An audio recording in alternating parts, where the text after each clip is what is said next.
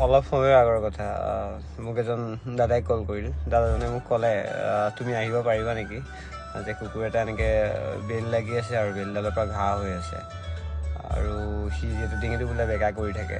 তাৰপিছত মই তেওঁক সুধিলোঁ কুকুৰটো এগ্ৰেছিভ নেকি, ক'লে তেওঁ অলপতো এগ্ৰেছিভ হয়, কিন্তু যিহেতু কোনো কুকুৰ ওচৰলৈ আহিব নিদিয়ে বোলে, আৰু কেতিয়াবা আমি খানা পিনা দি থাকিলেও সি আমাকে কেতিয়াবা গৰজি উঠে।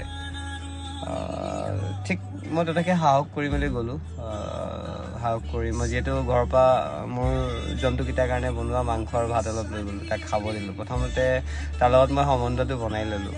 এটা ভাল বণ্ডিং নবনালে যিহেতু সি মোক চুবলৈ নিদিব, তো নিজৰ হাতেৰে তাক খুৱাব দিলোঁ, খোৱালোঁ তাক, আৰু মই তাৰ বেলডাল খুলিবলৈ চেষ্টা কৰিলোঁ। বেলডালৰ লকটো অকণ বেয়াকৈ ফচি আছে, আৰু লগতে সি ডিঙিত আঘাতপ্ৰাপ্ত হৈ আছে।